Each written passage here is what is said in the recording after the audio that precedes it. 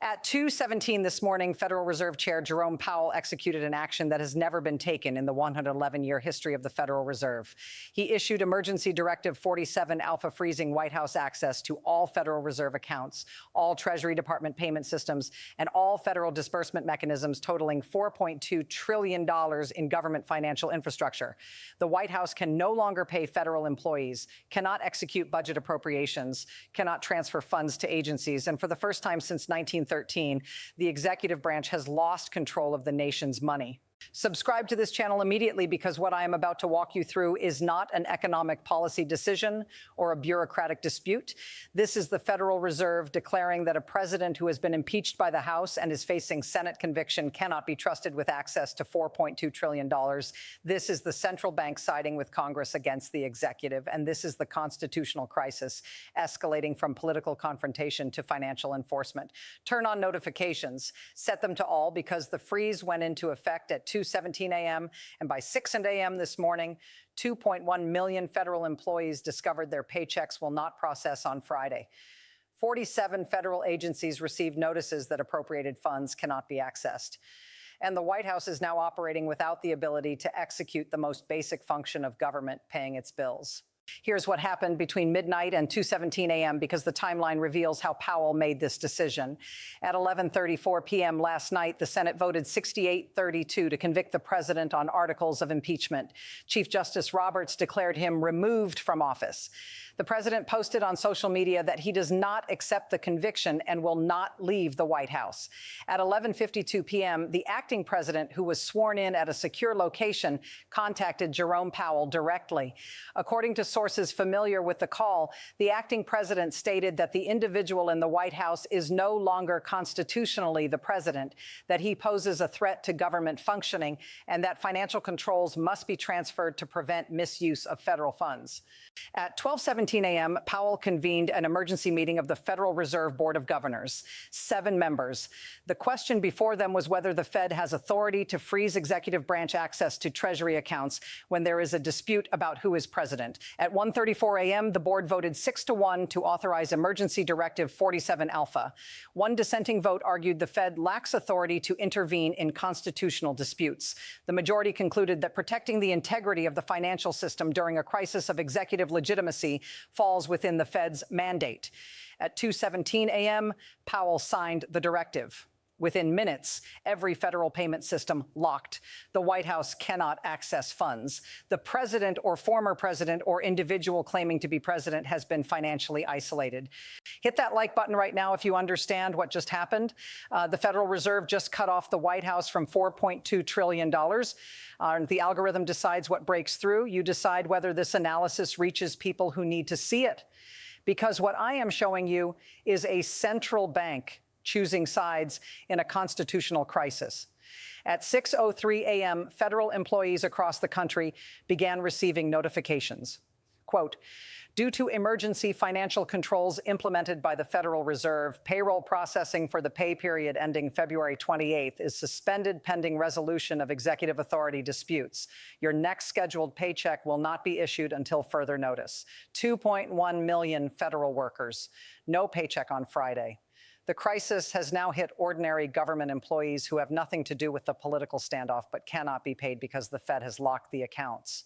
At 6:47 a.m., the individual in the White House, the one claiming to still be president, issued a statement.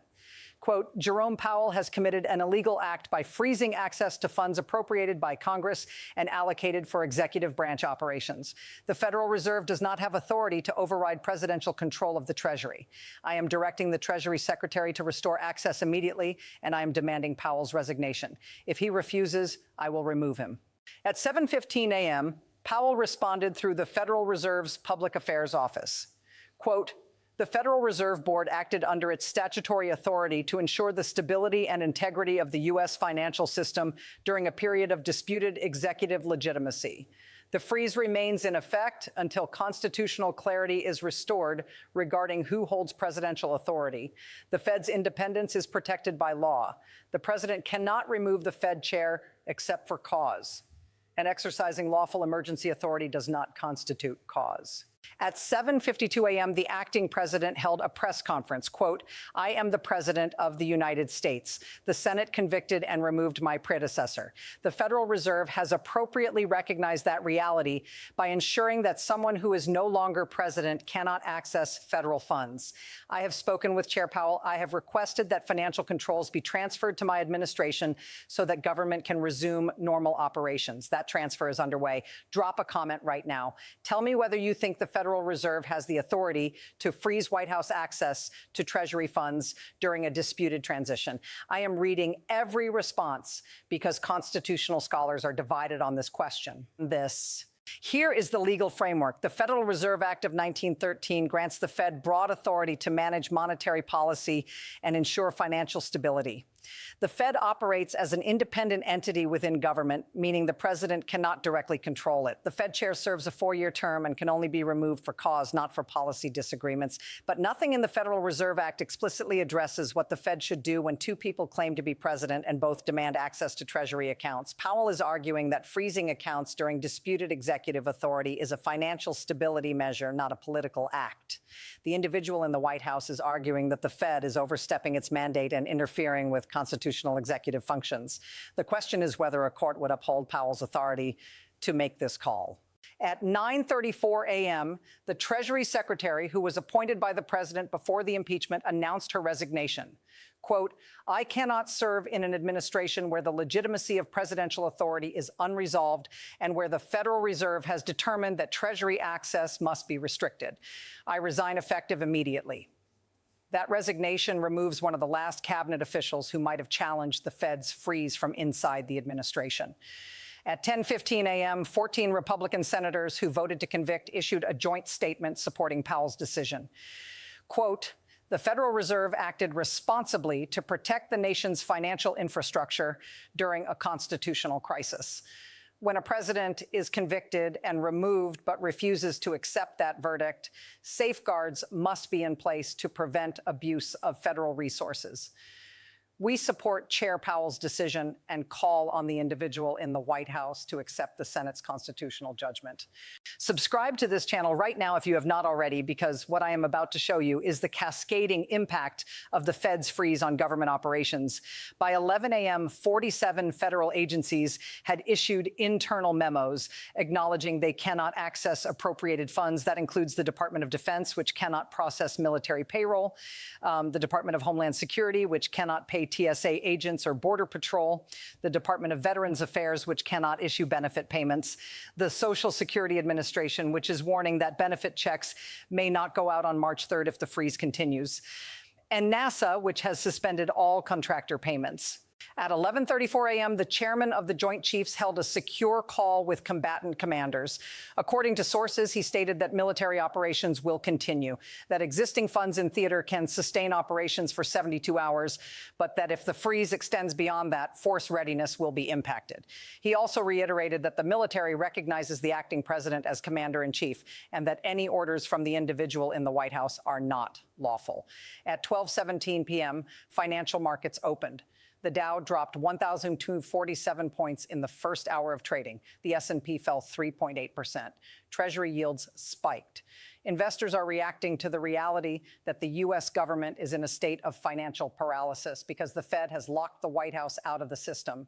By 1 p.m., the Dow was down 1,803 points.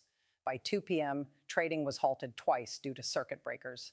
Here are the 6 indicators we are watching over the next 72 hours to determine how this resolves. Indicator 1, does the individual in the White House attempt to remove Jerome Powell? If he tries and fails, it demonstrates he lacks authority. If he tries and succeeds, it means someone in government is still obeying his orders, which prolongs the crisis. Indicator 2, does the Federal Reserve transfer financial controls to the acting president? If Powell unfreezes accounts and grants access to the acting president, it signals the Fed has definitively chosen sides. If the freeze continues, it suggests Powell is waiting for further legal or political clarity. Indicator 3, do federal employees receive paychecks on Friday? If the freeze lifts before February 28th, the immediate crisis eases. If not, 2.1 million workers go unpaid and public pressure intensifies. Indicator 4, do any federal agencies defy the freeze and attempt to process payments independently? If agencies find workarounds, it fractures the Fed's enforcement. If they comply fully, it shows the freeze is total. Indicator 5, does Congress take any action to clarify the Fed's authority? If the House or Senate pass resolutions supporting or opposing the freeze, it adds political legitimacy or delegitimizes Powell's decision. Indicator 6, do courts intervene? If the individual in the White House sues the Fed and a court issues an injunction, the freeze could be overturned. If courts decline to intervene, the freeze stands. Here are the 3 scenarios for how this unfolds over the next week. Scenario 1, the Fed transfers control to the acting president within 48 hours. Powell concludes that the Senate conviction is constitutionally sufficient to establish that the acting president is the legitimate executive. The freeze lifts. The acting president gains access to Treasury accounts. Federal employees get paid. Government resumes operations. The individual in the White House loses financial leverage and is further isolated. This is the swift transfer scenario where the Fed accelerates the transition by controlling the money. Scenario 2, the freeze continues for weeks. Powell refuses to transfer control to either claimant until courts or Congress provide definitive resolution on who is president. Federal employees go unpaid. Agencies run out of operating funds. Social Security checks stop. Military readiness declines. Public pressure mounts on both the Fed and Congress to resolve the crisis. Markets continue falling. The economy enters recession. This is the prolonged paralysis scenario where the Fed's attempt to remain neutral causes maximum damage. Scenario 3, the individual in the White House successfully challenges the freeze. He finds a legal or political mechanism to force the Fed to restore access, either through a court order, through pressure on Congress, or through convincing enough officials that he remains president. The freeze lifts. He regains control of Treasury. The acting president loses financial authority. This is the reversal scenario where the Fed's move backfires and strengthens the individual claiming to be president. Subscribe right now, like this video, comment with your prediction. Which scenario happens? I am tracking all 3, and as this crisis unfolds, you will see the analysis here immediately. Let me show you why this has never happened. The Federal Reserve has existed since 1913. For 111 years, it has operated through wars, depressions, financial crises, and political turmoil. But never, in any previous crisis, has the Fed frozen executive branch access to Treasury accounts. Even during Watergate, when Nixon faced impeachment, the Fed did not intervene financially. Even during the 2008 financial crisis, when executive authority was strained, the Fed worked with the White House, not against it. This is the first time the central bank has used financial control as a tool to influence a constitutional dispute. Powell is betting that cutting off access to $4.2 trillion will force a resolution. Either the individual in the White House will leave, or Congress and the courts will act faster because the government cannot function without money. What I know for certain right now, at 2:17 a.m., the Fed froze White House access to Treasury accounts. At 6:03 a.m., 2.1 million federal employees learned they will not be paid Friday. At 12:17 p.m., financial markets collapsed. The individual in the White House has no access to federal funds. The acting president has requested control but has not yet received it. Jerome Powell has inserted the Federal Reserve into the center of the constitutional crisis. And the question now is whether financial pressure will break the stalemate or whether it will deepen the chaos. Stay with this channel. Turn on notifications. When the Fed makes its next move, when paychecks process or do not process, when markets stabilize or collapse further, you will see the analysis here immediately. This is not over. This is the Federal Reserve proving that in a constitutional crisis, control of money is control of power. And whoever controls the $4.2 trillion controls the government.